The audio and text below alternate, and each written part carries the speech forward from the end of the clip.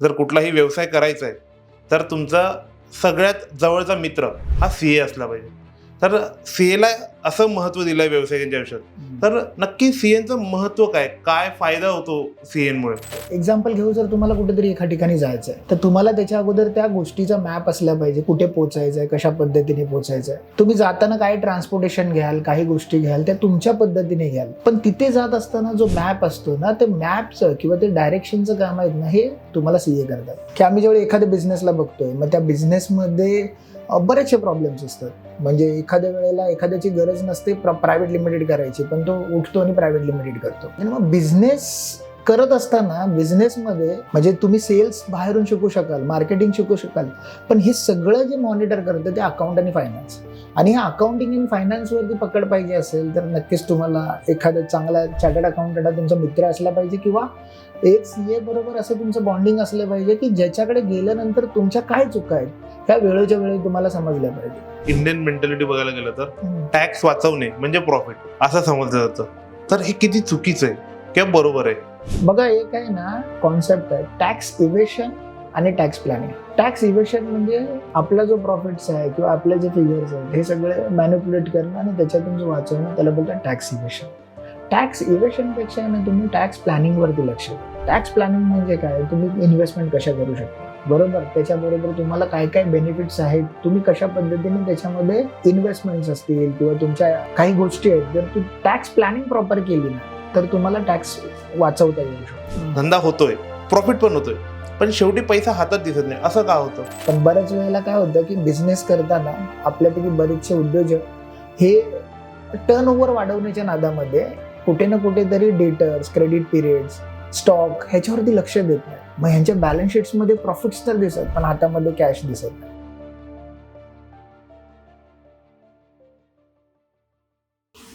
नमस्कार, उघड उघड पॉडकास्टमध्ये आपलं स्वागत आहे. आज आपण एका अशा विषयावरती चर्चा करणार आहे त्याचा आपल्या दैनंदिन आयुष्यात खूप महत्त्वाचा प्रभाव पडतो. पैसा कसा मॅनेज करायचा. पैसा कसा मॅनेज करायचा यात आपल्याला वेगवेगळे पैलू आहेत. आपण बघत आलेलो की महाराष्ट्र हा धंदे करण्यावाल्याचं म्हणून समजलं नव्हतं जात. असं समजलं जातं की गुजराती मारवाडीच फक्त व्यवसायात असतात. पण हळूहळू ती मानसिकता बदलत गेली. तो बदल आपल्याला महाराष्ट्रात होताना दिसला. पण आपल्याला एकीकडे हे बघताना असं जाणवतं की उद्योजक येतात, उद्योग सुरू होतो, पण तो 1 वर्ष, 2 वर्ष, 3 वर्ष असे बरेचसे उद्योग बंद होताना दिसतात आपल्याला.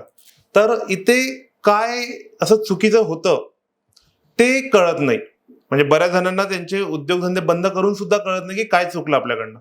तर आज आपण हे समजून घेण्यासाठी की आपला धंदा सुरू आहे, उद्योग सुरू आहेत, त्यात पैसा दिसतो, पण शेवटी शिल्लक राहताना काही दिसत नाही, किंवा कॅश बर्न कसा होतो, किंवा इन्व्हेस्टमेंट कशा बघितल्या जातात, कशा रेज केल्या जातात, अशा व्यवसायातल्या आणि व्यवसाय करणाऱ्यांना पडणाऱ्या प्रश्नांना आज आपण उघड उघडमध्ये समजून घेणार आहोत. आणि हे समजून घेण्यासाठी आज आपल्यासोबत महाराष्ट्राचे प्रसिद्ध सीए आज आपल्यासोबत आहे.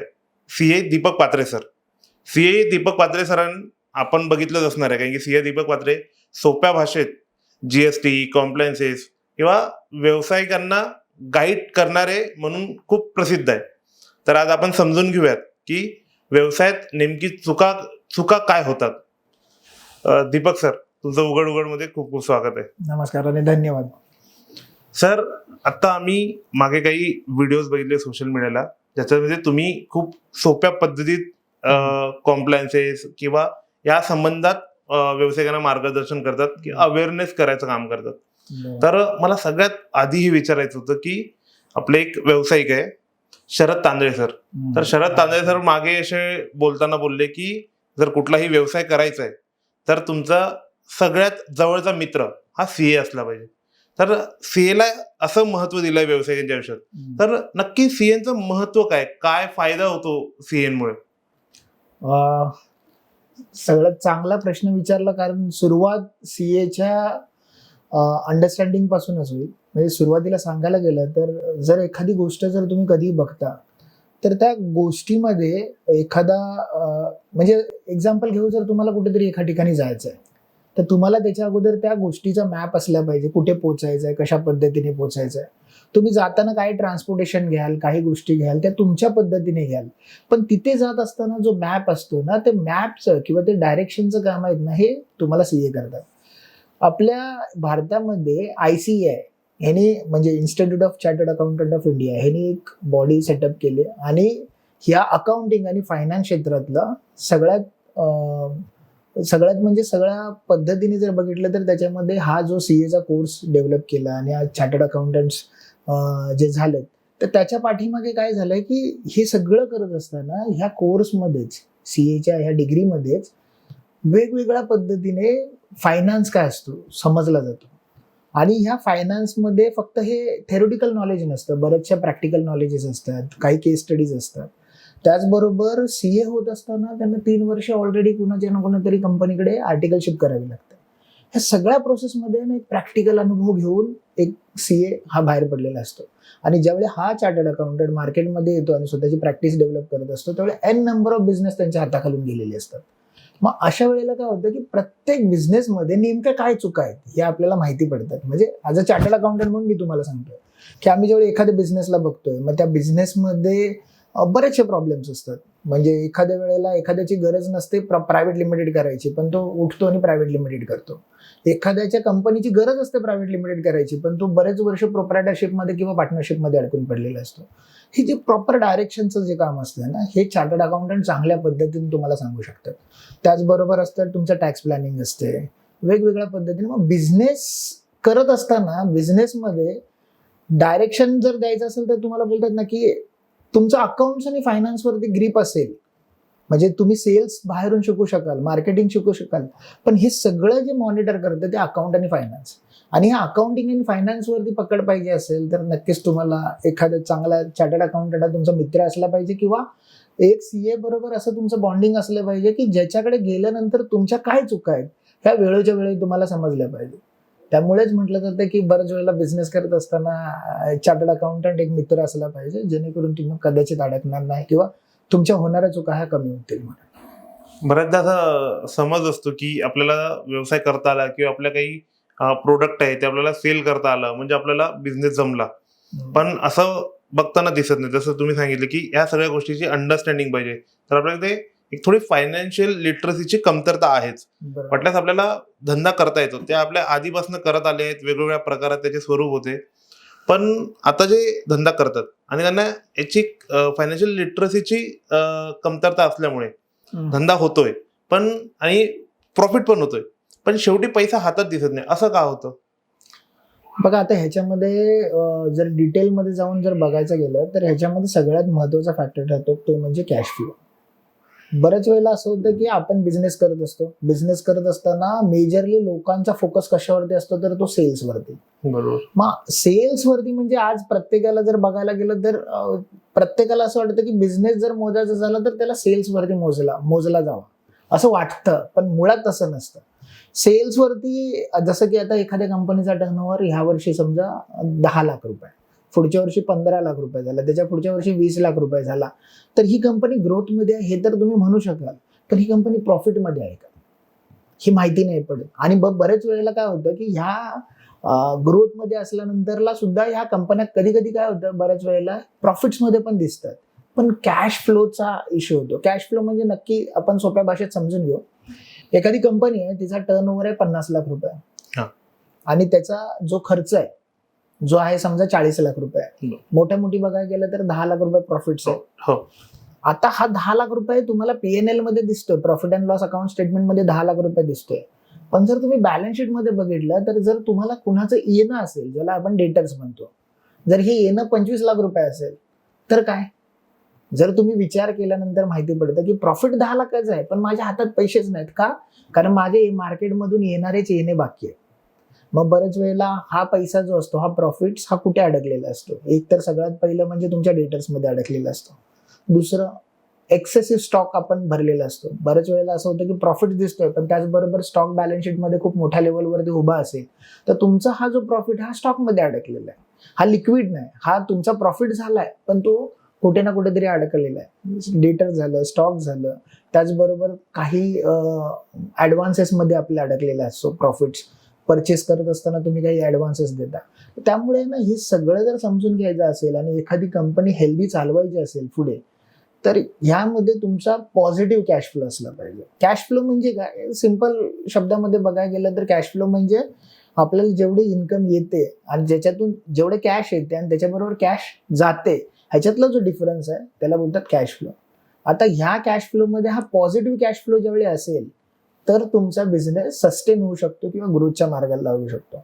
पण बऱ्याच वेळेला काय होतं की बिझनेस करताना आपल्यापैकी बरेचसे उद्योजक हे टर्नओव्हर वाढवण्याच्या नादामध्ये कुठे ना कुठेतरी डेटर्स, क्रेडिट पिरियड्स, स्टॉक ह्याच्यावरती लक्ष देत नाही. मग ह्यांच्या बॅलन्स शीट्समध्ये प्रॉफिट्स तर दिसत पण हातामध्ये कॅश दिसत नाही. एक रिअल लाईफ एक्झाम्पल द्यायला गेलं तर मी बरेच वेळेला हे एक्झाम्पल देतो की समजा एखादी कंपनी आहे. आता ह्या कंपनीने एक मोठं कॉन्ट्रॅक्ट मिळालं दुसऱ्या कंपनीचं, समजा एखाद्या फूडचं किंवा एखाद्या प्रोडक्टचं त्यांना कॉन्ट्रॅक्ट मिळालं आणि ते कॉन्ट्रॅक्ट असेल समजा 1 करोडचं.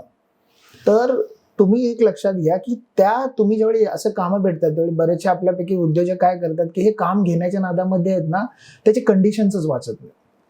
अशा वेळेला काय होतं की ज्यावेळी 1 करोडचं ज्यावेळी तुम्हाला काम भेटतं त्यावेळी सगळ्यात महत्त्वाचं तुम्हाला बघायचं आहे की त्याची क्रेडिट पिरियड किती आहे. म्हणजे हे काम भेटल्यानंतरला, तुम्ही काम करून दिल्यानंतरला समोरचा व्यक्ती तुम्हाला किती दिवसामध्ये त्याचं पेमेंट करणार आहे. बऱ्याच वेळेला हे जे पेमेंटचे डेज असतात हे 30 डेज पासून 90 डेज पर्यंत असतात. मोठ्या मोठ्या कंपन्या 90 डेज पर्यंत तुमचं पेमेंट अडकवू शकतात. मग अशा वेळेला काय होतं की समजा ह्या 1 करोडच्या बिझनेसमध्ये समजा 5% तुमचा नेट प्रॉफिट असेल पकडा. पण जर हाच पैसा 1 करोड रुपये जर तुम्हाला 3 महिन्यांनी भेटत असेल तर 3 महिने तुम्हाला तुमच्या स्वतःचा पैसा लावायचा आहे. इन शॉर्ट जर बघायला गेलं तर हाच पैसा जर तुम्ही बँकेकडून घेतला असता तर तुम्हाला 3 महिन्याचे ऍव्हरेज पकडायला गेलं तर 3% जाणार त्याच्यातले. म्हणजे दिसताना तुम्हाला 5% प्रॉफिट दिसतोय पण ऍक्च्युअल मध्ये किती 2%. आणि बऱ्याच वेळेला लॉसेस मध्ये जातात कारण बरीचशी रिकव्हरी बऱ्याचशा बिझनेसेसमध्ये मेजर हेडेक ठरते. रिकव्हरी नसलेले बिझनेस लवकर सस्टेन होऊ शकत नाहीत. जास्त क्रेडिट पिरियड असलेले बिझनेस लवकर सस्टेन होऊ शकत नाही. ह्या सगळ्या गोष्टींवरती एकमेव गोष्ट आहे म्हणजे ती कॅश फ्लो. आणि जर तुम्ही तुमच्या कॅश फ्लोवरती पॉझिटिव्हली बघितलं, पॉझिटिव्ह निगेटिव्ह काय आहे कशा पद्धतीने, आणि जर त्या हिशोबाने जर तुमचे डिसिजन घेतले तर तुमचा प्रॉफिट हा तुमच्या कॅशमध्ये दिसेल. नाहीतर मग प्रॉफिट हा फक्त बुक्सवरती राहणार, हातामध्ये बघायला गेलं तर कॅश तशी काय दिसणारच नाही. कॅश फ्लो मध्ये आणि रेव्हेन्यू यात काय फरक आहे, काय असतं हे? कॅश फ्लोचं सांगितलं तुम्ही, रेव्हेन्यू आणि कॅश फ्लो सेम असतात की नाही? रेव्हेन्यू म्हणजे काय तर तुमचा टर्नओव्हर म्हणजे सेल्स. ओके, सेल्स जेवढा झालाय तो सेल्स ग्रॉस रेव्हेन्यू म्हटलं जातं. आणि त्याच्यातून जो खर्च वजा करून येतो तो प्रॉफिट्स येतो. पण प्रॉफिट्स हा रिअल प्रॉफिट्स कधी मानला जातो ज्यावेळी तुमचं मार्केटमध्ये आउटस्टँडिंगच नाही त्यावेळेला. जर आता आपण एक सगळा पैसा आपल्या अकाउंटला जमा पाहिजे तर तो प्रॉफिट आहे असं सिंपल लँग्वेज मध्ये म्हणायला गेलं तर. नाहीतर एक पकडा, आपण एक उदाहरण घेऊ की आता जे आपण उदाहरण घेतलं 1 करोडचा टर्नओव्हर आहे, त्याच्यातले तुम्हाला 90 लाख रुपये आले आणि 10 लाख रुपये तुमचा डेटर्स मध्ये आउटस्टँडिंग पडले. जो 10 लाख रुपये तुमचा ऍक्च्युअल प्रॉफिट आहे. काही दिवसानंतरला जर ते पैसे 10 लाख तुमचे आलेच नाहीत किंवा तो जो डेटर्स आहे तो कुठे पळून गेला, बँकरप्ट झाला, इन्सॉल्वंट झाला, तर काय? बुक्सवरती दिसताना तर तुम्हाला 10 लाख रुपये दिसतात पण ते बॅलन्स शीट मध्ये पडलेले. त्याच्यामुळे बऱ्याचशा वेळेला गल्लत अशी होती की अरे प्रॉफिटचे फिगर दिसतात पण हातात कॅश दिसत नाही. आणि रेव्हेन्यू म्हणजेच टर्नओव्हर. तुमचा टर्नओव्हर जेवढा सेल जेवढा त्याला रेव्हेन्यू म्हटलं जातं. बरोबर. आणि जसे समजा बॅलन्स शीट जर समजून घ्यायची आहे तर ते कशी समजून घ्यायला पाहिजे, काय महत्वाचं आहे, याच्याकडे बघण्याचा दृष्टिकोन कसा असला पाहिजे? बघा, बॅलन्स शीट समजून घ्यायला गेलं तर तेवढीच कॉम्प्लिकेटेड आहे, तुम्ही केवढं घुसता आणि तेवढी सोपी सुद्धा आहे. बॅलन्स शीट्समध्ये 2 प्रकार दिलेले असतात, एक असेट्स असतात आणि एक लायबिलिटीज असतात. असेट्स हे म्हणजे काय, जे कंपनीने आतापर्यंत कमवलेलं आहे ते, आणि लायबिलिटीज म्हणजे कंपनीवरती कुठल्या कुठल्या पद्धतीची लायबिलिटीज आहे. असेट्समध्ये बघायला गेलं तर तुमचे फिक्स असेट्स असतात, तुमचं येणं जे आहे डेटर्स येणं आहे ते डेटर्स असतात, कॅश असते, तुमचा स्टॉक्स असतो, हे सगळं तुमचं असेट्स असतं. लायबिलिटीज म्हणजे काय तर तुम्हाला कोणाची देणी बाकी आहे, क्रेडिटर्स आहेत, ट्रेड पेएबल्स आहेत, त्याचबरोबर तुमचे आउटस्टँडिंग काय काय आहे, कंपनीने कुणाकडून लोन घेतलं असतील तर हे लोन्स घेणार. ओव्हरऑल जर बघायला गेलं तर बॅलन्स शीट ही वाचता आली पाहिजे आपल्या बिझनेस प्रमाणे. बॅलन्स शीट जर तुम्ही प्रॉपर वाचू शकला आणि त्या पद्धतीने जर तुम्ही डिसिजन घेऊ शकला तर भविष्यामध्ये तुम्हाला समजणार नाही. कारण बऱ्याच वेळेला असं होतं ना की या बॅलन्स शीटमध्ये बऱ्याच वेळेला जो आपला स्टॉक पाहिजे, ज्या एखाद्या बिझनेससाठी रिक्वायर्ड आहे त्याच्यापेक्षा जास्त स्टॉक ठेवला जातो. त्याच्यामुळे पण तुमचं तो स्टॉक डेबिट साईडला म्हणजे असेट साईडला राहिल्यामुळे लायबिलिटी साईडला तुमचं काही ना काहीतरी मग डेटर्स वाढतात किंवा तुमचे काही पेएबल्स वाढतात. ओव्हरऑल टेक्निकल लँग्वेज आहे, पण साध्या भाषेत बघायला गेलं तर बॅलन्स शीट आपल्या कंपनीवरती असलेली पूर्ण असेट्स आणि कंपनीची लायबिलिटी याचा लेखाजोखा, त्याचा ताळेबंद म्हणजेच बॅलन्स शीट. ओके. अशा कुठल्या समजा काही चुका आहेत की ज्या बॅलन्स शीटमध्ये बरेच जण करतात, त्यामुळे त्यांच्या व्यवसायाला धोका होतो? कुठल्या गोष्टी असतात समजून, 3 गोष्टी अशा कुठल्या आहेत की ज्या समजून घ्यायलाच पाहिजे कुठल्याही व्यावसायिकांनी बॅलन्स शीटमध्ये, काय शिकून घ्यायला पाहिजे? बॅलन्स शीटमध्ये असं म्हणता येणार नाही, कारण बॅलन्स शीट हा तुमच्या बिझनेसचा आउटकम आहे. ओके. तुम्ही जे बिझनेस करता त्याचा आउटकम प्रॉफिट अँड लॉस आणि बॅलन्स शीट आहे. त्याच्यामध्ये चुका नाही, तर त्या बॅलन्स शीटवरनं, त्या आउटकम्सवरनं तुम्हाला समजायला लागेल, समजून घ्यावं लागेल की नेमका बिझनेस माझा कुठल्या लेवलवरती आणि मला काय काय चुका टाळायचे. जसं सगळ्यात पहिलं बघायला गेलं जर 3 चुकांचा वार्ता केली तर सगळ्यात पहिली म्हणजे सेल्सची फिगर ही तुम्हाला बघता आली पाहिजे की तुमचा बिझनेस हा प्रोग्रेसिव्ह नेचरमध्ये आहे का तुमचा ड्रॉप होतोय. समजा ह्या वर्षी जर तुमचा सेल्स 10 लाखाचा आहे, पुढच्या 12 लाख आहे, 15 लाख, 18 लाख, आणि तो ग्रोथ कशा पद्धतीने, जर ती फिगर जर बघायला गेलं तर सेल्स हा तुमच्या बिझनेसचा, म्हणजे बरेचसे आज मार्केटमध्ये बघायला गेलं तर प्रोडक्ट्स हे सगळेजण बनवतात पण सेल्स जमत नाही. त्यामुळे सगळ्यात पहिली बिझनेसमध्ये सेल्स असलाच पाहिजे. सेलच्या फिगरवरती तुमचं कंटिन्युअस मॉनिटर असलं पाहिजे. दुसरी गोष्ट आहे ती म्हणजे तुमचा नेट प्रॉफिट्स. बऱ्याच वेळेला असं होतं की सेल्स असल्यानंतरला बरेच लोक डिस्काउंटिंग देतात, क्रेडिट पिरियड एक्सेसिव्ह असतो, त्याचबरोबर लोन्स घेतात. म्हणजे बिझनेससाठी लोन्स, बऱ्याचशा प्रकारचे लोन्स अवेलेबल असतात, मशिनरी असतील, टर्म लोन असतील, ओडीसीसी फॅसिलिटीज असतील. याच्यामुळे काय होतं की तुमचा नेट प्रॉफिट्सवरती अफेक्ट पडतो. नेट प्रॉफिट्स पण तुम्हाला चेक करता आला पाहिजे की आपला बिझनेस हा प्रॉफिट्समध्ये आहे का लॉसमध्ये आहे. जर नेट प्रॉफिट जर तुमचा नसेल तर तुमची कंपनी हेल्दी मानली जात नाही. कारण बघा, आपण सगळेजण बिझनेस कशासाठी करतो? पैशासाठी करतो. प्रॉफिट जर बिझनेस त्या कंपनीमध्ये दिसलेच नाहीत, मग त्याच्यामुळे प्रॉफिट्सवरती तुमचं लक्ष असलं पाहिजे. आयदर प्रॉफिट्सवरती किंवा मग व्हॅल्युएशनवरती. बरेचसे बिझनेसेस असे असतात की इनिशियल डेजमध्ये तुम्हाला ते प्रॉफिट्स देत नाहीत, पण नंतर त्या बिझनेसेसमध्ये तुमचं व्हॅल्युएशन वाढत जातं. एकतर तुमच्या कंपनीमध्ये जर प्रॉफिट्स नसतील तरी चालतील, पण कंपनीचा ग्रोथ आहे का आणि कंपनीचं व्हॅल्युएशन वाढतंय का ह्याच्याकडे लक्ष देता आलं पाहिजे. मग व्हॅल्युएशन करायचे खूप सारे डिफरंट मेथड्स आहेत, त्याच्यामध्ये मी काय आता जाणार नाही, पण ह्या गोष्टीवर. आणि तिसरा महत्वाचा म्हणजे तुमचा स्टॉक्सवरती लक्ष असलं पाहिजे. बऱ्याच वेळेला असं होतं की जर तुमचे स्टॉकवरती प्रॉपर लक्ष नसतील तर आपला बराचसा पैसा हा स्टॉकमध्ये अडकून जातो. आणि जर तुम्ही लोन्स काढला असेल तर त्याच्यावरती डबल प्रॉब्लेम असा होतो की त्याचा आणि इंटरेस्ट आणि फायनान्सचा फटका आपल्याला लागत असतो.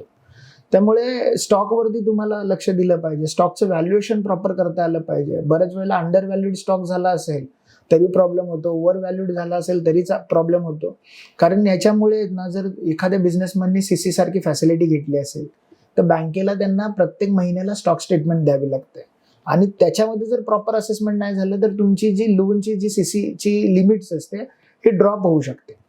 त्यामुळे ते स्टॉक्सकडे लक्ष दिलं पाहिजे. सो बेसिकली बघायला गेलं तर तुमचं sales, net profit, stocks, recovery म्हणजे जे डेटर्स म्हणतो, या काही गोष्टी आहेत त्याच्यावरती तुमचं लक्ष असलं पाहिजे. आणि आता बऱ्याच असं की प्रॉफिट दिसतोय पण त्यांच्याजवळ कॅश नाही, तर इथे गॅप कुठे येते? मी मगाशी तेच सांगितलं ना की प्रॉफिट्स दिसतोय. आता परत आपण एक उदाहरण बघू की एखाद्या कंपनीमध्ये स्टॉक खूप आहे, बरोबर. म्हणजे समजा त्यांनी 1 करोडचा परचेस केलाय आणि त्यांनी सेल केला 80 लाखाचा. बरोबर. त्याच्यामध्ये जर त्यांचा इतर पैसा जो काय अडकला हा स्टॉकमध्ये अडकला असेल तरी पण तुम्हाला balance sheet, profit and loss स्टेटमेंटमध्ये तुम्हाला प्रॉफिट्स दिसणार पण हातात कॅश दिसणार नाही. समजलं? कारण का, जो प्रॉफिट जो आहे तो कशात अडकलाय? स्टॉकमध्ये अडकलाय. बऱ्याच वेळेला हेच होतं, मगाशी मी जसं सांगितलं, तर प्रॉफिट्स हा अडकलाय कशात? डेटर्समध्ये अडकलाय, क्रेडिट पिरियड्समध्ये अडकलाय. पण हा जो गॅप आहे ना, हा प्रॉफिट्स मधला आणि ऍक्च्युअल कॅश मधला जो गॅप डिफाईन करतं ना त्यालाच कॅश फ्लो म्हणतात. ओके. म्हणजे कॅश फ्लो स्टेटमेंटमध्ये असंच दाखवलं जातं की तुमचा ऍक्च्युअल प्रॉफिट आणि हातात असलेली कॅश ह्याच्यातला जो डिफरन्स आहे हा कॅश फ्लो स्टेटमेंट दाखवला जातो. त्यामुळे मी असं म्हणायला गेलं तर त्याच्यात वावगं ठरणार नाही की प्रॉफिट अँड लॉस पेक्षा ना प्रत्येक व्यक्तीला आपल्या बिझनेसचा कॅश फ्लो बघता आला पाहिजे.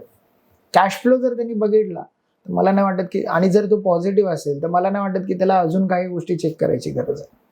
बरं, नाही आता तुम्ही ते सीसी बद्दल बोलत होते, तर समजा कुठल्या कंपन्याच्या डेप्ट घेतात त्यांनी कधी घ्यायला पाहिजे, काय कन्सिडर करायला पाहिजे डेप्ट घ्यायच्या आधी? कारण की बऱ्याचदा होतं की काही कंपन्या डेप्टमुळे थोडा त्यांना प्रॉब्लेम होतो सस्टेन करायला, तर कधी घ्यायला पाहिजे, काय कन्सिडर करायला पाहिजे? बघा आता कसं आहे, आपण ह्या ठिकाणी जर तुम्ही बोलला त्या पद्धतीने बघायला गेलं तर डेट म्हणजे लोन. हा. लोन दोन प्रकारचे असतात, एक गुड लोन आणि एक बॅड लोन. Okay. बरोबर आहे. हा. बॅड लोन म्हणजे काय, आता जर तुम्ही सरळ सरळ एक उदाहरण द्यायला गेलं तुम्हाला तर बघा, बॅड लोन मध्ये असं होतं की लाईफस्टाईल साठी घेतलेले लोन्स. म्हणजे एखाद्याला 4 व्हीलर मध्ये इथून तिथे जायचं आहे आणि जर त्याची कॅपॅसिटी नसेल किंवा तो एक मिड रेंजची गाडी अफोर्ड करू शकत असेल, समजा 10 लाखाची गाडी जर तो अफोर्ड करू शकत असेल, पण तो त्याला लोन भेटतं म्हणून तो जर 25 लाखाची गाडी घेत असेल तर याला बॅड लोन म्हणता येणार.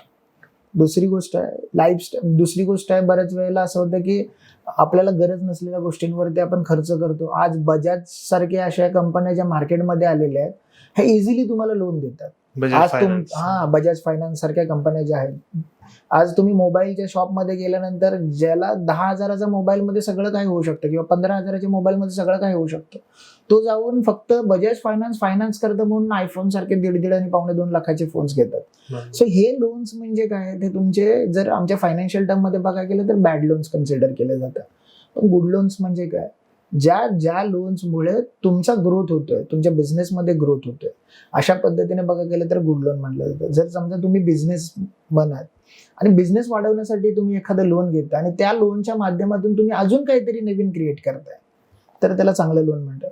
बिझनेसमध्ये वेगवेगळ्या पद्धतीचे लोन भेटतात. आता आपला हा पॉडकास्ट बघणारे बरेचसे व्यावसायिक आहेत किंवा उद्योजक आहेत, त्यांना मी सांगेल की लोन्समध्ये टर्म लोन, सीसी असे 2 वेगवेगळ्या लोन्स असतात. टर्म लोन मध्ये काय येतं, तर जर तुम्ही एखादी मशिनरी घेत असाल, जर तुमचं प्रोडक्शन युनिट असेल तर प्रोडक्शनमध्ये जे मशिनरी लागतात, त्याचबरोबर तुमचं जे इन्फ्रास्ट्रक्चर कॉस्ट लागते किंवा सेटअप कॉस्ट लागते, हे सगळं टर्म लोनमध्ये कव्हर केलं जातं.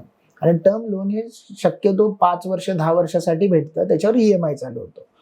पण त्याचबरोबर आहे ना एक वर्किंग कॅपिटल लोन भेटतं, ज्याला आपण सीसी म्हणतो. वर्किंग कॅपिटल लोन म्हणजे नेमकं काय, तर आपला जो बिझनेस चालवत असतो ना त्यावेळी प्रत्येक महिन्याला काही ना काहीतरी एक खर्च असतो. जसं माणसांचा पगार देणं आलं, त्याचबरोबर तुमचं मेंटेनन्स आलं, इतर काही ना काहीतरी गोष्टी असतात जी कंपनी चालू ठेवण्यासाठी आवश्यक असे खर्च असतात. ह्याला बोललं जातं वर्किंग कॅपिटल लोन. आणि हे वर्किंग कॅपिटल लोनसाठी बँक सीसी फॅसिलिटी देते. अशा पद्धतीने टर्म लोन आणि सीसी फॅसिलिटी उद्योजक म्हणून घेता येतं. त्याचबरोबर जर तुम्ही आज म्हणायला गेला तर एज्युकेशनल लोन हे खरंच चांगलं लोन आहे. आज कमी रेट ऑफ इंटरेस्टवरती बँका तुम्हाला देतात, त्याच्यातून तुम्ही स्वतःचा एक ग्रोथ करता आणि मग नंतर तुम्ही रिपेमेंट करता. त्याचबरोबर हाऊसिंग लोन जर तुम्ही एका स्टेबल लेवलवरती येत असाल तर हाऊसिंग लोन घेऊन तुम्ही त्या प्रॉपर्टीमध्ये एक प्रकारे रिअल इस्टेटमध्ये इन्व्हेस्टमेंट केल्यासारखे. Again it depends on locality किंवा कुठे तुम्ही इन्व्हेस्टमेंट करताय किंवा किती इन्व्हेस्टमेंट करताय त्याच्यावरती डिपेंड आहे.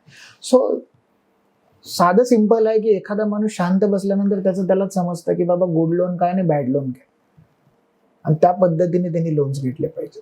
आणि हे समजा झालं हे कॅश फ्लो, रेव्हेन्यू किंवा लोन्स म्हणजे व्यवसाय कसा चालवायसाठी लागणारा जो काही फंड आहे, पैसा आहे त्याच्याबद्दल. पण हे सगळं करत असताना कॉम्प्लायन्सेस वरती कसं लक्ष द्यायला पाहिजे? कारण की बऱ्याच जणांचं होतं की GSTचे नोटिसेस येतात, त्यांना इन्कम टॅक्सचे नोटिसेस येतात आणि मग ते केसेस आणि त्या ह्याच्यात ते गुंतले जातात. बऱ्याचदा काही त्यांना ऑपरेशन्स थांबवावे लागतात. पण एक थोड्याफार चुकांमुळे होतं. तर हे याच्यावरती कसं लक्ष द्यायला पाहिजे?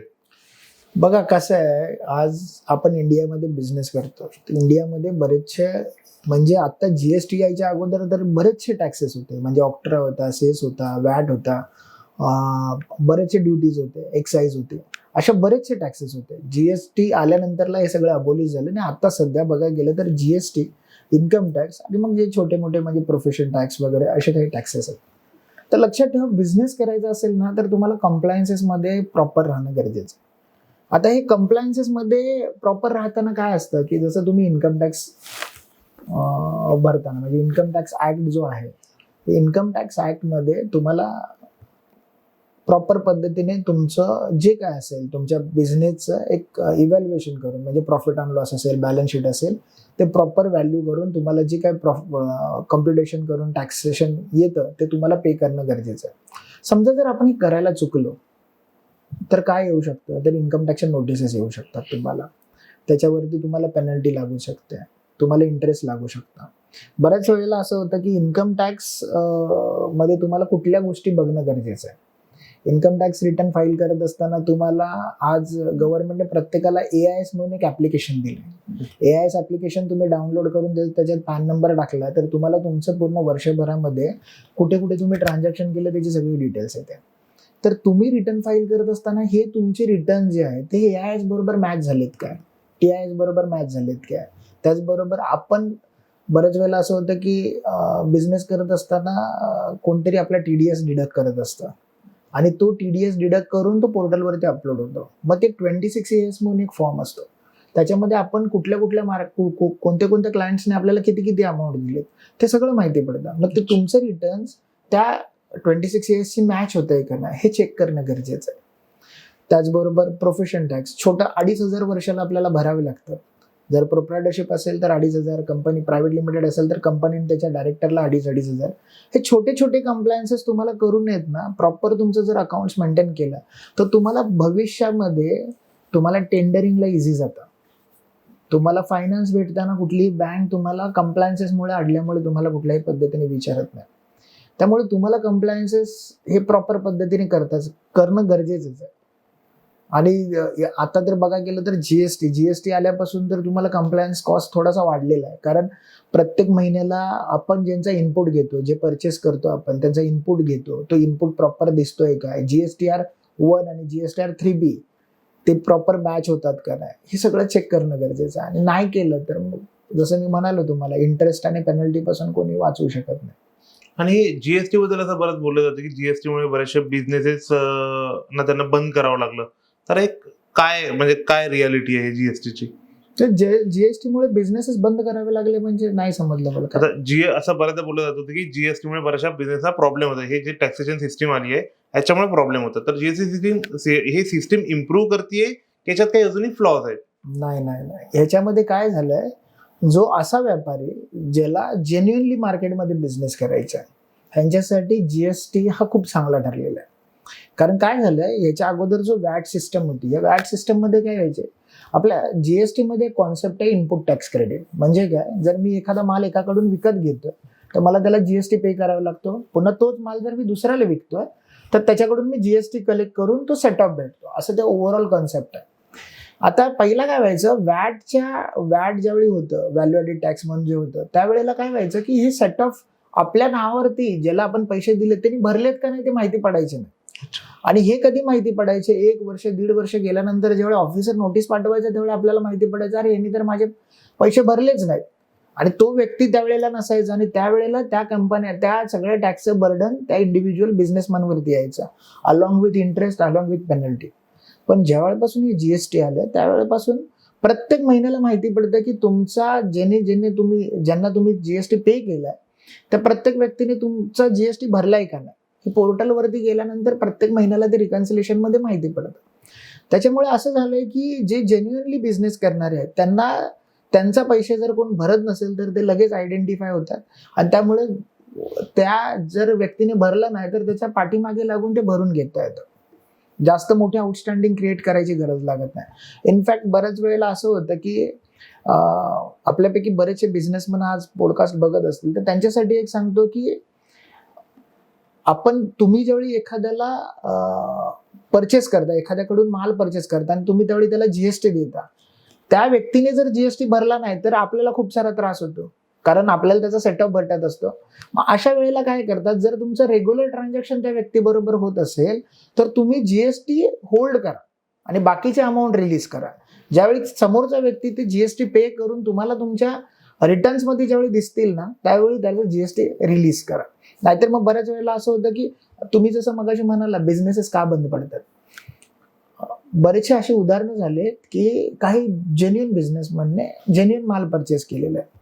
फॉर एक्झाम्पल ए व्यक्ती आहे, त्यांनी 1 करोडचा माल एखाद्या बी व्यक्तीकडून विकत घेतला. आता 1 करोडवरती 18% जीएसटी असतील तर 18 लाख रुपये त्यांनी त्याला एक्स्ट्रा पे केलेले सुद्धा आहे. आता हे 18 लाखाचं त्या व्यक्तीला इनपुट टॅक्स क्रेडिट भेटणं गरजेचं आहे ए व्यक्तीला. पण बी व्यक्तीने काय केलं की ए व्यक्तीला माल विकला आणि ती जे 18 लाख रुपये जे घेतले होते ते घेऊन तो पळाला. त्यांनी त्याच्या पुढे तो कुठे हयात आहे किंवा कुठे काय त्याचं ऑफिसेस बंद झालेलं आहे, तिथे कोणी अवेलेबल नाही. अशा वेळेला हा 18% जो फटका आहे ना हा ए व्यक्तीला बसतो. आणि मग 18% एखाद्या मला असं वाटतं खूप रेअरली असे काही बिझनेस असेल ना की त्याच्यामध्ये 5 आणि 7% किंवा 8% वरती मार्जिन्स असतील. 18% जर असा काहीतरी फटका पडला तर तुम्ही कसं सस्टेन होणार. त्यामुळे जीएसटी मध्ये तुम्ही कुणाशी बिझनेस करताय आणि त्यांनी तुमचा जीएसटी टाइमात पे केलाय का नाही हे बघणं गरजेचं आहे. नाहीतर मग तुम्हाला भविष्यामध्ये खूप प्रॉब्लेम्स क्रिएट होऊ शकतात. हे कॉम्प्लेक्सेस एक फॉलो करायचं म्हटलं तर त्यात एक सगळ्यात महत्वाचा एक मुद्दा येतो की ज्यावेळेस आपण कुठलंही काम चालू करतो, कुठला व्यवसाय चालू करतो, तर प्रॉपरेटरशिप असली पाहिजे, LLP करायला पाहिजे की प्रायव्हेट लिमिटेड, याचं कन्फ्युजन असतं. तर ते कुणी कसं त्याच्या व्यवसायानुसार कसं फिगर आउट करायला पाहिजे. बघा आता जसं तुम्ही सांगितलं त्या पद्धतीने ह्याच्यामध्ये प्रोप्रायटरशिप एक असते, पार्टनरशिप फर्म एक असते, एक LLP असते, ते प्रायव्हेट लिमिटेड असतं. ओके. बाकी NGO वगैरे असतात म्हणजे सेक्शन 8 कंपनी, आता सेक्शन 25 वगैरे झाले, त्या आपण नको. या 4 मेन गोष्टींवरती फोकस करू. प्रोप्रायटरशिप बिझनेसमध्ये काय असतं की एखादा व्यक्ती असतो तो स्वतःचा बिझनेस चालू करू शकतो. त्याला कोणत्याही जर त्याला कुठल्याही त्याच्या बिझनेसमध्ये पार्टनर्स नको असतील किंवा त्याला असं वाटतंय की मी एकटाच हा बिझनेस हँडल करू शकतो. ह्या केसमध्ये आपण जर एखाद्याचं उदाहरण बघायला गेलं तर एखादा शॉपकीपर, एक शॉपकीपर त्याचा जर एखादा कसला तरी शॉप असेल, केकचं शॉप असेल, तर तो एकटाच त्याच्यामध्ये होऊ शकतो. मग अशा व्यक्तीला प्रोप्रायटरशिप एकदम योग्य आहे. पण समजा एखादा बिझनेस हा एखाद्या दुसऱ्या कुठल्या तरी व्यक्तीला मी जवळ घेतल्यानंतर वाढू शकतो. एखाद्याची एक्सपर्टीज असते, जसं आज आम्ही अकाउंट्स मध्ये, फायनान्समध्ये आमची एक्सपर्टीज आहे, पण आम्हाला सेल्स किंवा मार्केटिंग नाही माहिती, एवढं नॉलेज नाही. मग अशा वेळेला सेल्स आणि मार्केटिंग वाल्यांना एकत्र घेऊन जर बिझनेस करता आलं तर अशा वेळेला तुम्हाला फॉर्म करायची आहे ती पार्टनरशिप फॉर्म. म्हणजे एकपेक्षा जास्त लोक एकत्र येऊन जर बिझनेस करत असतील तर त्यांना पार्टनरशिप असते. ह्या पार्टनरशिप फर्मलाच पुढे जाऊन एक लायबिलिटी असतात, त्या लायबिलिटी लिमिटेड करायच्या असतील तर तुमचा फॉर्म होते ते LLP आणि त्याच्यानंतर चौथी येते ती प्रायव्हेट लिमिटेड कंपनी. ह्या प्रत्येक कंपन्या त्या नेचर ऑफ बिझनेस प्रमाणे आणि त्यांच्या रिक्वायरमेंट प्रमाणे बनवल्या गेलेल्या आहेत. समजा एखाद्याचं विजन आहे, जर एखादा स्टार्टअप आहे आणि ते स्टार्टअप्स मोठ्या लेवलवरती वाढणार आहे भविष्यामध्ये, तर अशा वेळेला काय होतं की त्या व्यक्तीने सुरुवातीपासूनच आहे ना प्रायव्हेट लिमिटेडवरती फोकस केला पाहिजे. तरी पार्टनरशिपमध्ये किंवा प्रोप्रायटरशिपमध्ये जाऊन फायदा आहे. दुसरी गोष्ट, एखाद्या कंपनीला असं वाटतंय की भविष्यामध्ये मला फंडिंग पाहिजे, मला फंड रेज करायचे आहे, तर फंड हे प्रोप्रायटरशिपमध्ये रेज केले जाऊ शकत नाही, पार्टनरशिपमध्ये नाही किंवा LLP मध्ये केले जाऊ शकत नाही. फंड रेज करताना तुम्हाला प्रायव्हेट लिमिटेड असली पाहिजे. दुसरी गोष्ट आहे की पार्टनरशिपमध्ये म्हणजे प्रत्येक ह्याचे वेगवेगळे बेनिफिट्स आहेत आणि त्याची लिमिटेशन्स आहेत. प्रोप्रायटरशिपमध्ये बघायला गेलं तर एकटाच मालक, एकटाच सगळा प्रॉफिट पण घेणार, पण सगळे लॉसेस एकट्यालाच बेअर करावे लागणार, सगळीकडे एकटाच माणूस पळणार, लिमिटेड स्कोप, लिमिटेड बेनिफिट्स. पार्टनरशिपमध्ये प्रॉफिट डिवाइड होणार पण पॉवर जास्त भेटणार, कारण तुम्हाला असा व्यक्ती भेटणार की जो त्याच्या फील्डमध्ये एक्सपर्ट आहे. तुम्हाला कॅपिटलच्या बाबतीमध्ये जे काही कॅपिटल लागेल ते दोघांना अर्धे अर्धे लागतील, अशा पद्धतीने पार्टनरशिप आहे. LLP मध्ये सेम. प्रायव्हेट लिमिटेडमध्ये बघायला गेलं तर ज्या कंपन्यांना प्रॉब्लेम्स क्रिएट होऊ शकतात किंवा ज्या कंपन्यांमध्ये रिस्क आहे अशा कंपनी प्रायव्हेट लिमिटेडमध्ये गेल्या पाहिजेत. इथे थोडंसं कन्फ्युजन काय आहे की प्रायव्हेट लिमिटेड आणि प्रोप्रायटरशिप ह्याच्यामध्ये फरक काय जर कोणी विचारलं तर. प्रोप्रायटरशिपमध्ये काय आहे की लायबिलिटी जी आहे ही अनलिमिटेड आहे. हे काय आहे तर एक एक्झाम्पलद्वारे समजून घेऊ. एखाद्याने एक प्रोप्रायटरशिप चालू केले आणि समजा त्यांच्या अनअवॉइडेबल काही गोष्टीमुळे जर त्या कंपनीमध्ये लॉस झाला आता या प्रोप्रायटरने जर समजा एखाद्या बँकेचं जर लोन काढलं असेल, एक्झाम्पल पकडू आपण 10 लाख रुपये, तर उद्या ही प्रोप्रायटरशिप जरी लॉसमध्ये गेली तर त्या प्रोप्रायटरला त्याच्या खिशातून किंवा त्याच्या इतर असेट्समधून ते बँकेचे 10 लाख रुपये पे करणं हे कंपल्सरी आहे. त्याला त्याच्यातून काहीच सूट नाही.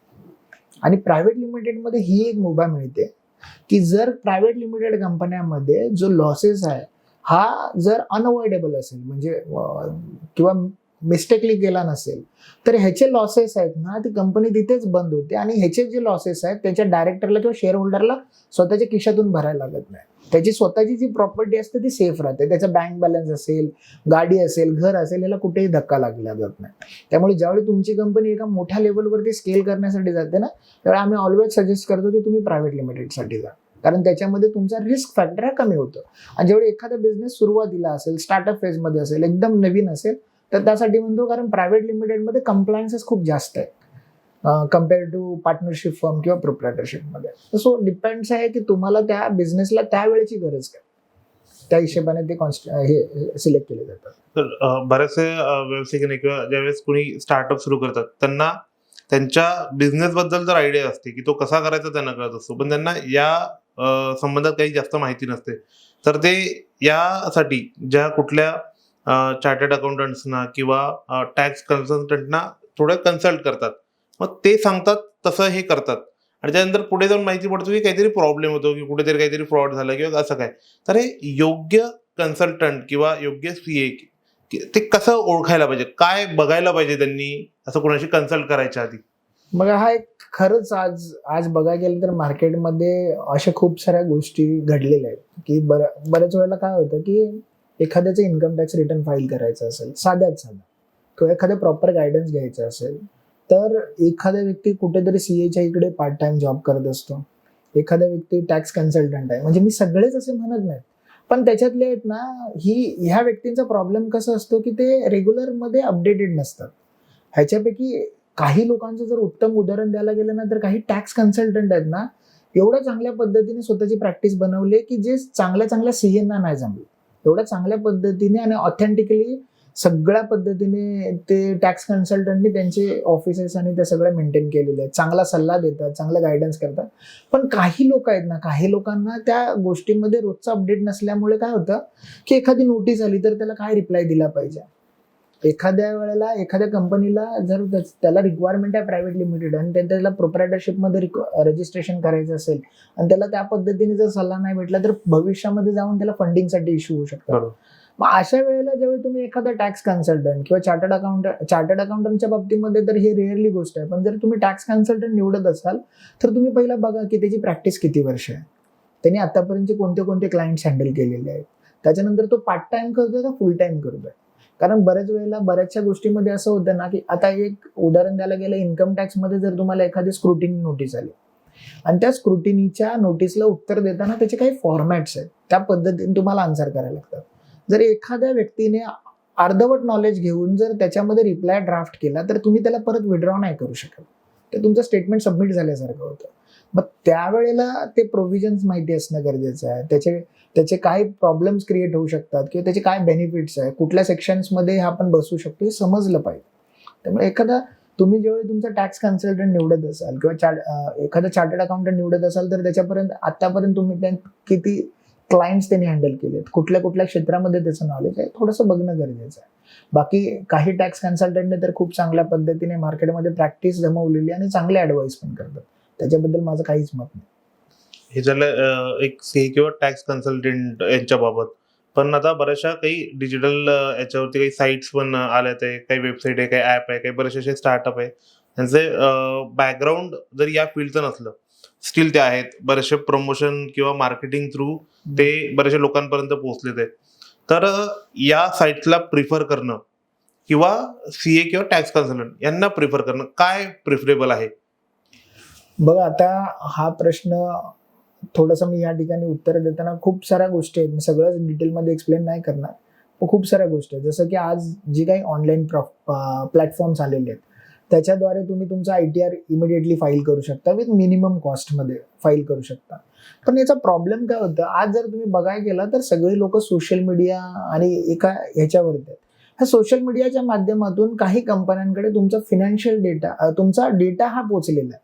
ज्यावेळी तुम्ही ITR या कंपन्यांच्या माध्यमातून जेवढी फाईल करत असता त्यावेळी तुमची कुठे ना कुठेतरी तो जो डेटा आहे, फायनान्शियल डेटा, हा लीक होण्याचे खूप सारे चान्सेस असतात. मग त्या पद्धतीने तुम्हाला वेगवेगळ्या गोष्टींसाठी टार्गेट केलं जातं, वेगवेगळ्या गोष्टींसाठी तुम्हाला विचारलं जाऊ शकतं आणि त्याच्यामुळे ते कितपत योग्य आहे किंवा काय ते त्यांनी ठरवलं पाहिजे. आफ्टर ऑल त्याचं जे एक्सपर्ट सोल्युशन असेल हा कुठला ना कुठला तरी तुम्हाला चार्टर्ड अकाउंटंटच देऊ शकतो किंवा टॅक्स कन्सल्टंटच देऊ शकतो. पण हे जरी म्हणजे बऱ्याच वेळेला असं होतं की समजा एखाद्या प्लॅटफॉर्मवरनं तुम्ही ITR भरताय, त्यावेळी तुम्हाला ती इन्फॉर्मेशन स्वतःहून सगळं टाकायची आहे, तुम्हाला स्वतःहून डिक्लेअर करायची आहे. तुम्हाला त्या गोष्टीचं तेवढं नॉलेज असलं पाहिजे की मला काय द्यायचं आहे, काय नाही द्यायचं आहे. पण ज्यावेळी तुम्ही एखाद्या चार्टर्ड अकाउंटंटला किंवा टॅक्स कन्सल्टंटला भेटता तेव्हा तो तुम्हाला सांगतो की बाबा हे कशा पद्धतीने असतं, एक इंटरॅक्शन बनतं. त्यामुळे या दोन्ही गोष्टींमध्ये जेवढं चांगलं आहे ते इझी आहे, कमी पैशामध्ये होतं, तेवढंच त्याच्यामध्ये काही प्रॉब्लेम्स आहे. म्हणजे तुम्हाला एक्सपर्ट ओपिनियन भेटू शकत नाही. एखादी गोष्ट चुकली तर त्याला रेक्टिफिकेशन किती लवकर होईल आणि त्याच पद्धतीने तुम्हाला अपेक्षित असलेलं उत्तर देतील का, ह्याच्यावरती शंका आहे. त्यामुळे ते प्रत्येक इंडिव्हिज्युअलने विचार करून करायला. त्याच्यामुळे बऱ्याच असं की मार्केटिंगमुळे बरेच लोक करतात. कारण की म्हणजे एक माझ्या मित्राचं एक उदाहरण आहे. त्यांनी अशाच एका साईटवरनं त्याचा ITR फाईल केला आणि नंतर ते सगळं झालेलं वगैरे आणि नंतर काही दिवसांनी त्याला इन्कम टॅक्सची नोटीस आली आणि नंतर परत ते जाऊन भेटणार कोणाला, कारण की साईटवर झाला, ते साईट रिस्पॉन्ड करत नाही आणि अशा प्रकारे मग ते काही न चुकीचं असताना मग त्याला परत ते सगळे ते याचे सगळे चालू झालेत की केस झाली आणि नंतर त्या केससाठी वगैरे त्याचं ते काम सुरू झालं. त्याच्यामुळे हे असं होतंय. कारण मग त्यावेळेला कसं असतं की त्यावेळेला आहेत ना, त्या साईट पण अशा सांगतात ना की तुम्ही जी डेटा दिला त्याच्याच बेसिसवरती आम्ही सगळं फाईल केलं. कारण त्या साईटवरती तुम्हाला कुठल्याही पद्धतीने विचारलं जात नाहीत की बाबा तुमचं अजून काय आहे का. जसं की आज आम्ही इन्कम टॅक्स रिटर्न एखाद्या क्लायंटचं कोणाचं तरी फाईल करायचं झालं तर बेसिकली कसं होतं की आम्ही त्याचं सेव्हिंग अकाउंट पासून सगळ्याच गोष्टी आम्ही डिटेलमध्ये चेक करतो. तेवढं ते ऑनलाईन वेबसाईटमध्ये आणि त्या सगळ्या चेक करतील का नाही ते सांगता येत नाही. कदाचित हे प्रॉब्लेम्स होऊ शकतात. हे सगळं बघत असताना आपण ज्यावेळेस हे फाईल करायचं असतं, एक आपण टॅक्स कन्सल्टंट बद्दल बोललो किंवा ज्या डिजिटल साईट्स आहेत त्याच्याबद्दल बोललो, पण बऱ्याचदा कंपन्यांमध्ये असं होतं की अकाउंटंट्स असतात, ते सगळं हे बघत असतात आणि अकाउंटंटवरती सगळी जबाबदारी सोपवून मोकळे होतात. तर बरेच जण त्या प्रोसेसमध्ये इन्व्हॉल्व्ह पण होत नाही, कारण की ते टेक्निकल असतं, नॉलेज नसतं. त्यामुळे तर अकाउंटंट्स वरती ब्लाइंडली ट्रस्ट ठेवणं किती धोकादायक आहे किंवा असा काय धोका होऊ शकतो की ज्याच्यामुळे पुढे कंपनीला त्रास होऊ शकतो? बघा, प्रत्येक कंपनीमध्ये कंपनी चालत असताना एक अकाउंट्स डिपार्टमेंट असतं आणि त्याच्यामध्ये एक अकाउंटंट काम करत असतो. आता बऱ्याच वेळेला असं होतं ना की त्या अकाउंटंट वरती 100% रिलायबल होऊन तुम्हाला बिझनेस नाही ग्रोथ करता येत. कारण जर अकाउंटंटने काही चुकून जर मिस्टेक्स झाल्या, जसं एखाद्या वेळेला त्याची टॅलीमध्ये एखादी एंट्री चुकीची पडली आणि त्याच्यामुळे तुमचा प्रॉफिट अफेक्ट झाला तर तुमचे डिसिजन चुकू शकतात. एखाद्या स्टॉकमध्ये जर एखादा स्टॉक डिलीट झाला चुकून किंवा एखाद्या स्टॉकची एंट्री जर चुकून दुसरीकडे गेली तर तुम्ही त्याच्यावर रिलाय नाही ठेवू शकत आणि तुमचे जेवढे पण भविष्यातले जे डिसिजन्स आहेत ना ते चुकू शकतात. त्यामुळे त्याचबरोबर कंप्लायन्सेस, अकाउंटंट म्हटलं तर त्यांनी कंप्लायन्सेस केले पाहिजे, तुमच्या बिझनेसचे कंप्लायन्सेस केले पाहिजेत. मग तो अकाउंटंट आपल्या proper income tax return file करतोय का, किंवा जो तुमचा टॅक्स कन्सल्टंट किंवा चार्टर्ड अकाउंटंट आहे त्यांचा फॉलोअप घेऊन करतोय का. GST मध्ये बऱ्याचशा गोष्टी आहे, इनपुट टॅक्स क्रेडिट बरोबर चेक केलंय का, GSTR 1 टायमावरती फाईल होतोय का, GSTR 3B फाईल होतोय का, त्याचं पेमेंट टायमावरती केलं जातंय का, हे तुम्हाला लक्ष देऊन त्या म्हणजे बऱ्याच वेळेला असं होतं ना की तुमच्या अकाउंटंट वरती 100% विश्वास ठेवणं नाही चालणार. तुम्ही बिझनेसचे ओनर असल्यामुळे कुठे ना कुठेतरी तुम्हाला त्या अकाउंटच्या क्षेत्रामध्ये लक्ष दिलंच पाहिजे. माझ्याकडे बरेचसे असे क्लायंट्स आहेत की जे असे सांगतात की सर मला अकाउंट्स हा माझा भाग नाहीये आणि मी चांगला सेल्स करू शकतो, मी चांगली मार्केटिंग करू शकतो. मी त्या सगळ्यांना हेच सांगतो की जर तुम्हाला अकाउंट्समध्ये जर प्रॉपर माहिती पडलं नाही की तुमच्या कंपनीचा एक्झॅक्टली प्रॉफिट किती आहे, टर्नओव्हर किती आहे, डेटर्स किती आहे, आउटस्टँडिंग किती आहे, जर हे तुम्ही प्रॉपर अपडेटेड नाही घेतले तर तुम्हाला भविष्यामध्ये ना negative cash flow, losses, debt stock ह्याच्यामध्ये तुम्ही अडकून जाऊ शकता. त्याचबरोबर कंप्लायन्सेस टायमावरती केले नाही तर बघा अल्टिमेटली ह्या सगळ्यांमध्ये काय आहे की कुणीही चूक केली बेअर कुणाला करायचे, त्याचा फटका तर त्या ओनरलाच द्यायचा, म्हणजे त्याचा जो फटका पडेल त्याचा मग इंटरेस्ट पडेल, पेनल्टी पडेल, काही होईल, शेवटी अकाउंटंट काय बोलणार, सर चूक झाली माझी. बरोबर. त्याच्यापेक्षा तो जास्त काय करणार का, पण अल्टिमेटली फटका कोणाला पडणार, बिझनेस ओनरला पडणार. त्यामुळे बिझनेस ओनरला प्रत्येक वेळेला त्या अकाउंट्समध्ये काय चाललंय, अकाउंटंट नेमका काय करतोय, तो म्हणजे थोडंसं लक्ष असणं गरजेचं आहे. तुम्ही ब्लाइंड विश्वास ठेवून 100% विश्वास ठेवून नाही चालू शकत. त्याच्याबरोबर बसणं गरजेचं आहे. पुढची पॉलिसी डिसाईड करत असताना अकाउंटंटच्या वेगवेगळ्या पद्धतीने समजून घेणं गरजेचं आहे. त्यामुळे अकाउंटंट बरोबर लक्ष देणं खूप गरजेचं आहे तुम्हाला.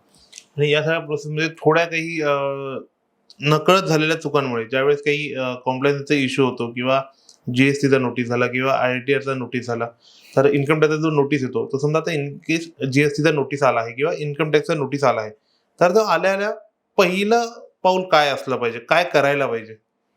हा, हे एक चांगला प्रश्न विचारला तुम्ही. कारण काय होतं, बऱ्याच वेळेला असं होतं की एखादी इन्कम टॅक्सची नोटीस येते आणि त्यांना अशा लोकांकडून ते सल्ला घेतात, जसं मित्र असेल किंवा कोणतरी असेल ना, त्यांच्याकडून असा, काही लोक चांगला सल्ला पण देतात, पण काही लोक असा सल्ला देतात ना, अरे काय नाही ते, एवढं काय नाही, एवढी लोक बिझनेस करतात, एवढ्या लोकांना टॅक्सच्या नोटीस येतात, आतापर्यंत कुणाला पकडले टॅक्समध्ये, आतापर्यंत कुणाला शिक्षा झाली टॅक्समध्ये.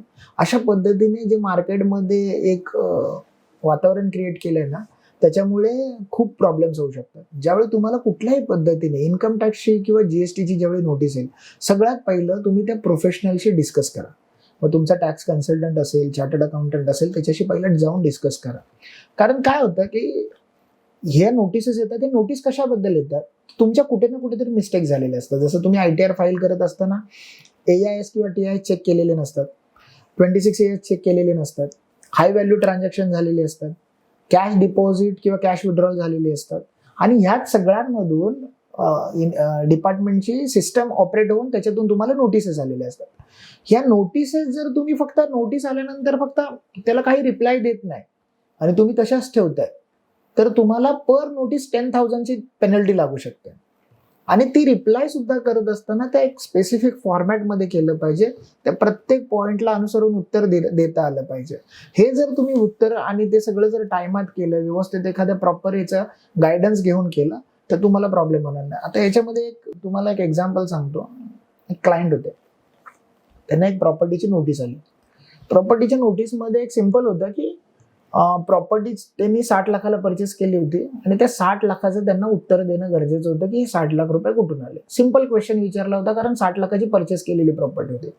सुरुवातीला तर क्लायंटच्या डोक्यात असं होतं, अरे 60 लाख कुठून आले, म्हणजे मी कमवले त्याच्यातूनच आणले ना, आणि 20 लाख रुपये मी बँकेचं लोन काढलं होतं.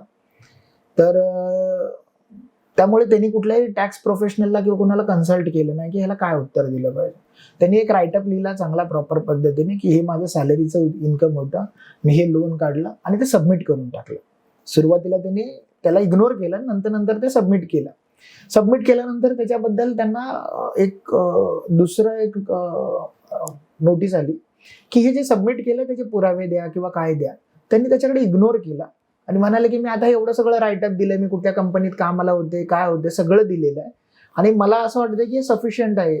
जनरल माणसाला असंच वाटतं, म्हणजे एक ह्युमन बिंग आहे, जो नॉर्मल ह्युमन बिंग आहे, त्याला असंच वाटतं की मी जे दिलंय ते समोरच्याला समजतं.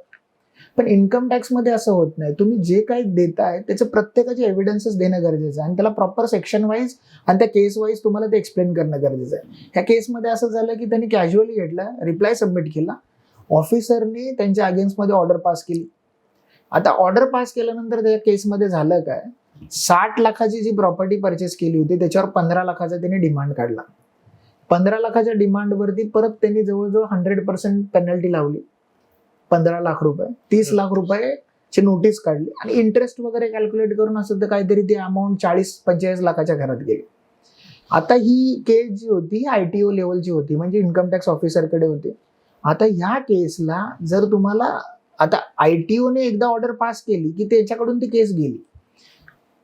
आता तुम्हाला या केसला जर चॅलेंज करायचं झालं तर तुम्हाला CIT मध्ये जावं लागणार, त्याची अपील फाईल करावी लागणार. अपीलचा पहिला रूल काय आहे माहिती आहे, तुम्हाला जेवढी ऑर्डर आले, जेवढी डिमांड झाले त्याची 20% रक्कम भरा. जर तुम्हाला 45 लाखाची नोटीस आली तर तुम्हाला 9 लाख रुपये जवळपास भरावे लागणार. आता त्या व्यक्तींना असं वाटायला लागलं, अरे मी त्यावेळी जर प्रॉपर रिप्लाय सबमिट केला असता तर ही ऑर्डर पास झाली नसते, आणि हा ऑर्डर पास झाली नसती तर आता मला 20% डिमांडची जी अपीलची प्रोसेस आहे ती 20% जी लायबिलिटीची अमाऊंट ती भरावी लागली नसते. शेवटी त्या अपीलमध्ये ती केस झाली, व्यवस्थित झाली, सगळं झालं. त्यांनी 9 लाख रुपये भरले आणि ती ऑर्डर त्यांच्या बाजूने लागली, सगळे पुरावे वगैरे दिल्यानंतर. पण ह्या पिरियडमध्ये जो मनस्ताप झाला, ते 9 लाख रुपये मार्केटमधले अरेंज करावे लागले, त्याच्यासाठी त्यांचे FD मोडावे लागल्या वगैरे, ज्या काही गोष्टी घडल्या, ह्या गोष्टी तुम्हाला सुरुवातीच्याच लेवलला अवॉइड करता आल्या असत्या. म्हणजे जर तुम्हाला एखादी नोटीस येते तर इमिडिएटली त्याच्यावरती ऍक्शन्स घ्या. ऍटलिस्ट त्या ऑफिसरला, जर GST असेल तर GST मध्ये तुमचे ज्युरिडिक्शनल ऑफिसर अवेलेबल असतात, त्या ऑफिसरला जाऊन भेटा, त्याच्याशी समजून घ्या की ही नोटीस कशाबद्दल आली आहे, नाही की त्याला इग्नोर करा. कारण ज्यावेळी तुम्ही ती इग्नोर करत असताना तर इन्कम टॅक्सच्या किंवा GST डिपार्टमेंटच्या मदतीने असं दिसतं की तुम्ही ऍक्च्युअल फ्रॉड केलेला आहे, म्हणून तुम्ही ती इग्नोर करता, आणि त्याच्यामुळे तुम्हाला त्याच्यामध्ये 10,000 पर नोटीस वगैरे किंवा खूप सारे इंटरेस्ट आणि पेनल्टीचा तुम्हाला फटका लागू शकतो. बरं असं होतं की ते चुकून किंवा नकळत झाल्यामुळे होतं. पण आपले जे म्हणजे इंडियन मेंटॅलिटी बघायला गेलं तर टॅक्स वाचवणे म्हणजे प्रॉफिट असं समजलं जातं. तर हे किती चुकीचं आहे किंवा बरोबर आहे, काय आहे? बघा, एक आहे ना कॉन्सेप्ट आहे टॅक्स इव्हेशन आणि टॅक्स प्लॅनिंग. टॅक्स इव्हेशन म्हणजे आपला जो प्रॉफिट्स आहे किंवा आपले जे फिगर्स आहेत हे सगळे मॅनिप्युलेट करणं आणि त्याच्यातून जो वाचवणं, त्याला बोलतात टॅक्स इव्हेशन. टॅक्स इव्हेशन पेक्षा ना तुम्ही टॅक्स प्लॅनिंग वरती लक्ष द्या. टॅक्स प्लॅनिंग म्हणजे काय, तुम्ही इन्व्हेस्टमेंट कशा करू शकता, बरोबर, त्याच्याबरोबर तुम्हाला काय काय बेनिफिट्स आहेत, तुम्ही कशा पद्धतीने त्याच्यामध्ये इन्व्हेस्टमेंट्स असतील किंवा तुमच्या काही गोष्टी आहेत, जर तू टॅक्स प्लॅनिंग प्रॉपर केली ना तर तुम्हाला टॅक्स वाचवता येऊ शकतो. मग आता बऱ्याच वेळेला असं होतं की टॅक्स वाचवण्याच्या नादामध्ये, म्हणजे एक उदाहरण आहे या ठिकाणी बघायला गेलं तर, एक टॅक्स कन्सल्टंट होते आणि गव्हर्नमेंटचे काही अधिकारी होते, त्यांचा TDS जो होता तो ITI म्हणजे फॉर्म 16 फाईल करताना TDS वगैरे डिडक्ट केला जाऊ शकतो. त्या टॅक्स कन्सल्टंटने काय केलं की त्यांना सांगितलं की मी तुमचा रिफंड्स काढून देतो, आणि त्यांनी काय केलं, बोगस डिडक्शन दाखवायला सुरुवात केली ITR मध्ये. आता हे बोगस डिडक्शन जोपर्यंत दाखवत होते, जोपर्यंत गव्हर्नमेंटचं लक्ष नव्हतं तोपर्यंत ते चाललं. पण हे बोगस डिडक्शन टाकल्यामुळे काय झालं की त्यांचा रिफंड तर आला, कारण तो इमिडिएट प्रोसेस होतो, रिफंड आला. पण नंतरला 1-1.5 वर्षानंतरला जेवढी इन्कम टॅक्सवाल्यांनी त्यांना नोटिसेस पाठवले की हे जे डिडक्शन क्लेम केलं त्याचे ऍक्च्युअल तुम्ही प्रूफ अटॅच करा, त्यावेळी ह्या अधिकाऱ्यांकडे किंवा ह्या व्यक्तींकडे ते प्रूफच नव्हते, आणि त्यामुळे ना ह्या केसेस 2-2, 3-3 वर्ष चालल्या गेल्या. त्याच्यामध्ये त्यांना इंटरेस्ट लागला, पेनल्टी लागले आणि बरेचसा मनस्ताप झालेला आहे. त्यामुळे ना तुम्ही टॅक्स जर येत असेल ना तर तो टॅक्स अवॉइड करू नका. टॅक्स वाचवून म्हणजे टॅक्स अवॉइड करून तुम्ही प्रॉफिट कमवला असं होऊ शकत नाही. त्यामुळे तुम्ही टॅक्स प्लॅनिंग करा, इन्व्हेस्टमेंटवरती प्रॉपर लक्ष द्या. आता तर मला या वर्षी सांगायला हे होईल की 25-26 मध्ये तर 12 लाखापर्यंत तुम्हाला टॅक्सेस नाही आहे. 12 लाखापर्यंतची आता मर्यादा वाढवली न्यू रिजिम प्रमाणे. त्यामुळे टॅक्स वाचवण्यापेक्षा टॅक्स प्लॅनिंग वरती लक्ष द्या बस. तर सर आता हे सगळं आपण बघितलं की बिझनेस किंवा पर्सनल टॅक्सेशनचं काय आहे किंवा कॉम्प्लायन्सचा काय इश्यू होतो. तर तुम्हाला जर कुठलाही एका व्यवसाय केला जो सुरुवात करतोय त्याच्या व्यवसायाची, त्याला जर काही गायडन्ससाठी किंवा त्याला समजून घेण्यासाठी एक मार्गदर्शन जर काही सांगायचं असलं तर तुम्ही काय सांगाल? जर नवीन स्टार्टअप असेल किंवा नवीन व्यक्ती बिझनेसमध्ये उतरत असतील किंवा जे चालवतात, अशा व्यक्तींना मी हे सांगू शकेल की सगळ्यात पहिलं म्हणजे तुमची जी फर्म तुम्ही रजिस्टर केली आहे ती प्रोप्रायटरशिप आहे, पार्टनरशिप आहे, प्रायव्हेट लिमिटेड आहे, कशामध्ये आहे ते चेक करा. आणि जर तुमच्या रिक्वायरमेंट प्रमाणे जर तुम्हाला एखादी प्रायव्हेट लिमिटेड पाहिजे किंवा एखाद्या प्रायव्हेट लिमिटेडमधून प्रोप्रायटरशिपवरती यायचं तर ते इमिडिएट बेसिसवरती चेंज करा, कारण ह्याच्यामुळे कंप्लायन्स कॉस्ट तुमचा वाचू शकतो. दुसरी गोष्ट आहे की तुम्ही बॅलन्स शीट म्हणजे तुम्ही जो बिझनेस करत असताना तुमच्या कॅश फ्लोवरती खूप लक्ष द्या. आज कॅश फ्लोवरती जर तुम्ही लक्ष दिलं तर तुम्हाला अर्ध्या चुका तुम्हाला समजणार. म्हणजे तुम्हाला कुठलाही चार्टर्ड अकाउंटंट किंवा टॅक्स कन्सल्टंटकडे जायची गरज नाही जर तुम्ही प्रॉपर पद्धतीने कॅश फ्लो अनालाइज केला तर. सिंपल कॅश फ्लो म्हणजे काय, मला पैसा येतोय किती आणि माझा पैसा जातोय कुठे, हे जर तुम्ही अनालिसिस केला तर तुम्हाला कुठल्याही पद्धतीने चुका होणार नाही. तिसरी गोष्ट, अननेसेसरी म्हणजे रिक्वायरमेंट नसताना लोन काढू नका. बऱ्याच वेळेला असं होतं की आज बँका ज्या पद्धतीने मार्केटमध्ये लोन वाटतात, लोन देतात, त्या बेसिकली त्याच्यामुळे जिथे गरज नसताना लोक लोन घेतात आहे. त्यामुळे इनिशियल बिझनेसमध्ये आल्यानंतरला उगच जर त्या बिझनेसची रिक्वायरमेंट नसताना तुम्ही लोनच्या ट्रॅपमध्ये अडकू नका. कारण लोनचा ट्रॅप असं आहे ना की एकदा जर तुम्ही त्या विळख्यामध्ये अडकला तर पुढे जाऊन आहे ना त्याचे रिपेमेंट करण्यामध्येच जवळजवळ आपली एफिशियन्सी आणि आपली एनर्जी जाते. त्यामुळे त्या लोन्समध्ये हे करा. चौथी गोष्ट महत्वाची ती म्हणजे तुमचे रिकव्हरी पिरियड जो आहे त्याच्यावरती लक्ष द्या. जर तुमचा रिकव्हरी पिरियड तुमच्या बिझनेसमध्ये जर प्रॉपर नसेल, म्हणजे माझ्या मते 15 दिवसाच्या वरती जर तुमचा रिकव्हरी पिरियड असेल तर तुम्ही कदाचित डेंजर झोनमध्ये आहे. कारण 15 दिवसाच्या वरती रिकव्हरी पिरियड असणाऱ्यांची रिकव्हरी ही जवळपास 90%च होते. 10% हे बुडीत कर्जच पकडलं जातं, बॅड डेट म्हणूनच पकडलं जातं. त्यामुळे रिकव्हरीवरती तुम्ही लक्ष ठेवा. जास्तीत जास्त आउटस्टँडिंग ठेवायचा प्रयत्न करू नका. आणि सगळ्यात महत्त्वाचं म्हणजे कॉम्प्लायन्सेस.